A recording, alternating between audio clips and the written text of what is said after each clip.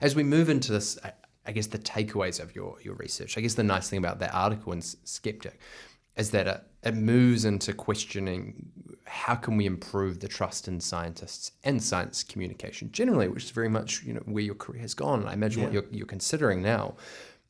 A couple of things that you mention are considering that scientists are perhaps not the best messengers of the evidence, and working within leaders and communities is a really good idea. I would say, again, we've done well to steer away from the COVID-19 pandemic. This is sort of where I imagine the floodgates will open, but we've seen that within the last few years, that working with leaders and communities is really important, right? And that perhaps the people who are most comfortable with the scientists, the people who observe the evidence, are not necessarily the best people to communicate that to the masses.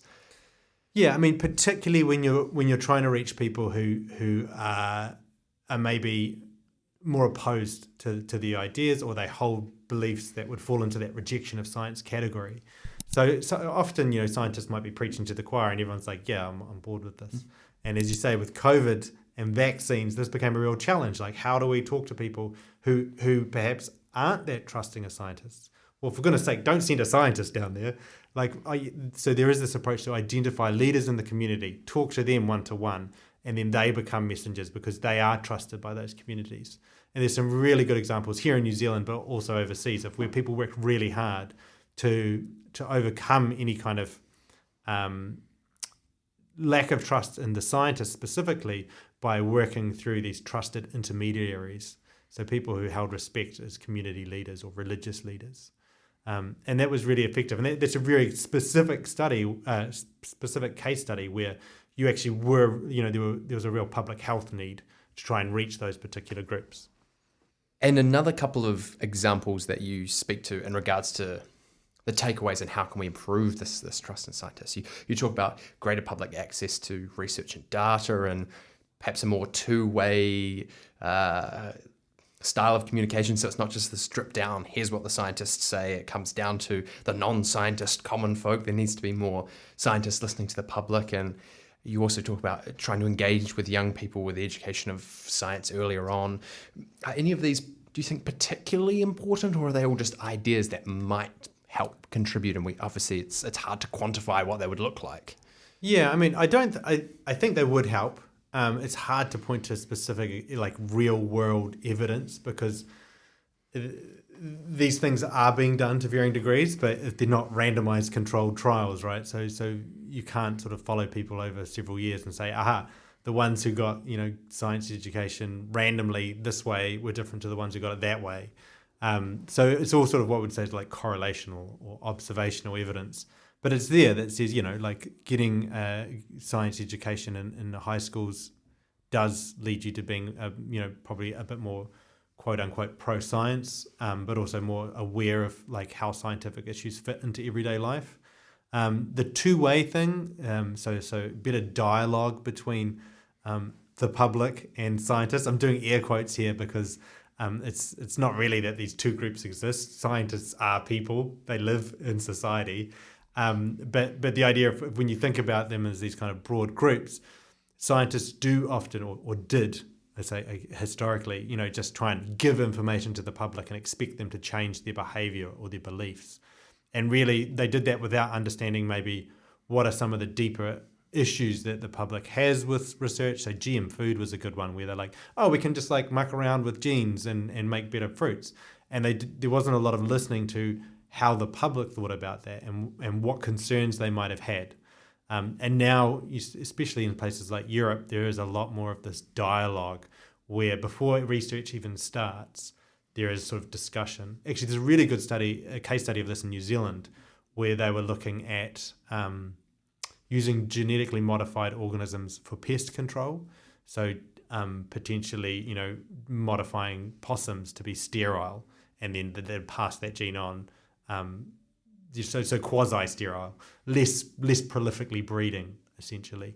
And, before you even do any of that research, they went out and talked to people. They did surveys and tried to figure out, how acceptable is this? What are the issues that people would see with this? So it wasn't that they necessarily were planning to do it, but they thought before anyone even thinks about this kind of research, where is public opinion? And so they, interviewed people and did surveys and so on.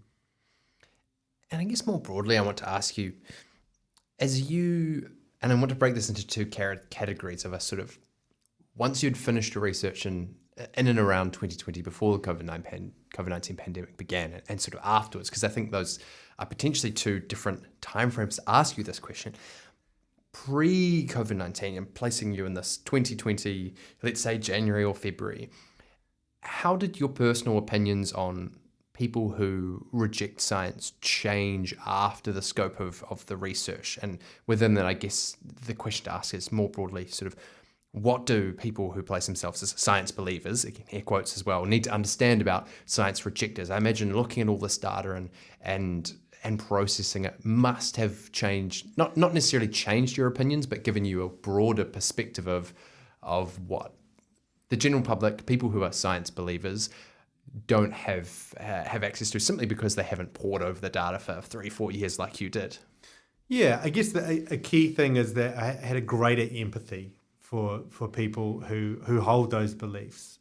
So who don't agree with the mainstream science sort of view on things.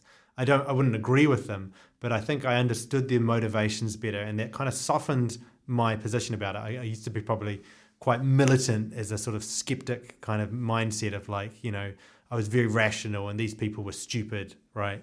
I probably was, that's making me sound meaner, but I definitely didn't have a positive view of those kind of people. And it made me sort of understand better where they were coming from and their motivations. And in some ways, I can agree with some of the reasons why, people get upset about the role of the state in their lives. Probably they're worried about it more than I am, but no one wants to live in a totalitarian state which controls everything. And it's just maybe I'm a little bit further along the spectrum than they are. But I kind of agree and say, I worry about living in a totalitarian state. I don't think we do now, but I share that belief. You just think we're further along the path towards 1984 than I do. So realizing that a lot of the time it's actually, for reasons that I could agree with in some ways, just not to the extent that they do. So that was a sort of a softening of my view on the people who really vehemently disagree with some scientific claims. And then as we think of everything that has changed within the world of science and rejection of science after your PhD hit the proverbial publishing press, I guess this is a more personal question, but what was it like to experience the COVID-19 pandemic as someone who'd spent such a significant period of the previous years thinking about the scope of science, the rejection of science, obviously a specific example being the question of vaccinations. I guess observing that within New Zealand over the last 5 years, often we come on here and we on PhD Unpacked and we say, well, what has changed in the last few years? There's such an obvious answer post 2020. You've spoken about, growing more empathetic. Do you think things you mentioned before that things maybe have changed and that there is perhaps a growing community of people who display rejection of science, perhaps within vaccinations? I guess just generally the last 2 years, how has that impacted the way that you have thought about this kind of subject as a whole? Yeah, it's such there's nothing else that's happened like the pandemic, so it sort of scrambled everything in a sense. But it did illustrate a few things. Like one, people certainly became, they paid a lot more attention to scientists, especially at the beginning, because there was so much uncertainty and real fear, right? People just didn't know what was going to happen. And scientists were the people who were recognized as having at least some insight. So you saw initially, a lot of attention paid to scientists, but also a lot of other people coming out of the woodwork saying, well, actually, I've got this information. And it became really hard for people to navigate what's true and not. And if you weren't very trusting of scientists, there was a whole lot of other people who were willing to tell you other information which was factually incorrect, So that presented a real challenge around this whole idea of what people believe in science. But then there was also a real public health issue there, which wasn't just about, we need to get people to trust scientists. It was that we needed to get people to be vaccinated, not only for their own protection, but ultimately for protection of others in the community, to prevent the health system from getting overwhelmed. So suddenly, you have this sort of moral imperative from the view of the government to actually get people to adopt these behaviours based on the evidence. So that was, a real challenge. In my research after my PhD when I was in England, some of that looked at, how does different kinds of information influence people's vaccination choices? The answer, to spoiler alert, is not much. By the time I was doing my research, most people had actually formed very stable and strong beliefs, and mostly pro-vaccine beliefs, that it didn't really matter what you told them. They'd already made their decision, I'm going to get vaccinated or not. It's quite hard to move anyone's intentions on that. But a lot of the work I had done fed into that, about trying to understand, well, it's not that someone just doesn't realize that vaccines work and you just need to tell them that information. There's all sorts of other stuff. Again, the idea that the government is forcing me to do something, the role of the state in making decisions on behalf of individuals, that became a real big factor. And particularly in England, there are a lot of people who saw it as sort of a rights issue. And definitely in New Zealand, it played out that way with when there were vaccine mandates. So there were all these sort of political decisions that were feeding in to people's beliefs about what we might call a scientific issue, vaccination, but it's really a social issue at that point. It's a societal thing that we're really grappling with. Yep, science is involved. Do vaccines work? Do they not work? But there's also all these other questions about how society functions as a group of people. So it gets pretty complicated pretty quickly. Thanks for watching PhD Unpacked. If you enjoyed that little snippet and you want to watch the whole interview and have access to a whole bunch of extra stuff surrounding the PhD Unpacked project, head over to Patreon and become a patron. Patreon.com/PhD Unpacked.